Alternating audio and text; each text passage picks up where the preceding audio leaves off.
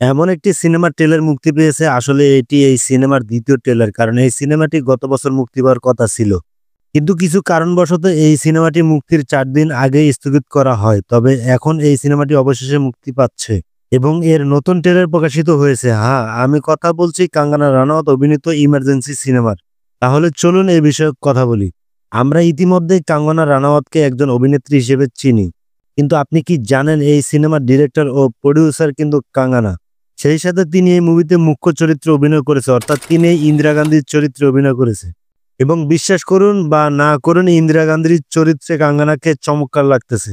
ইতিহাসের একটি চরিত্রকে সঠিকভাবে উপস্থাপন করা সহজ কাজ নয় এবং কাঙ্গনা এই কাজটি দুর্দান্তভাবে করেছে। প্রথম এবং দ্বিতীয় ট্রেলারে আমি যতটুকু ঝলক দেখেছি তাতে স্পষ্ট যে ইন্দিরা গান্ধীর ছোটখাটো অভিব্যক্তি এবং তার বিশেষত্বগুলো খুব ভালোভাবে ফুটিয়ে তুলেছে কাঙ্গনা।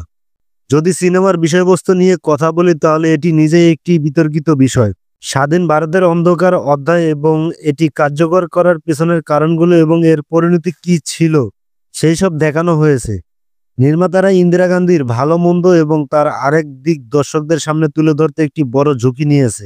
শুরুতে যেভাবে এই সিনেমার বিরোধিতা হয়েছিল, কারণ এতে কিছু দৃশ্য ছিল যা আরো বেশি বিতর্কিত ছিল, সেই সব ঝামেলা পেরিয়ে সিনেমাটি শেষ পর্যন্ত মুক্তি পাচ্ছে।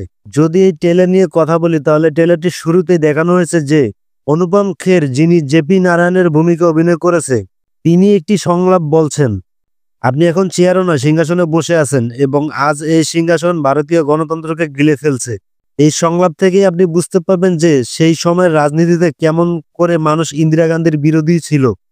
এছাড়া ১৯৭০-এর দশকের রাজনৈতিক যুগে ভারতীয় জনতা পার্টির জন্মের একটি ঝলকও আপনি ট্রেলারে দেখতে পাবেন। সিনেমার ব্যাকগ্রাউন্ড মিউজিকও ভালো লাগছে এবং এর সঙ্গে কিছু শক্তিশালী সংলাপও শোনা যাচ্ছে, যা হৃদয়ে আঘাত করবে। সিনেমাটি অবশেষে ১৭ জানুয়ারি সিনেমা হলে মুক্তি পাবে। আপনি যদি ইতিমধ্যে ট্রেলারটি দেখে থাকেন তাহলে আপনার মতামত কমেন্টে শেয়ার করতে ভুলবেন না। পরের ভিডিওতে আবার দেখা হবে। বিদায়।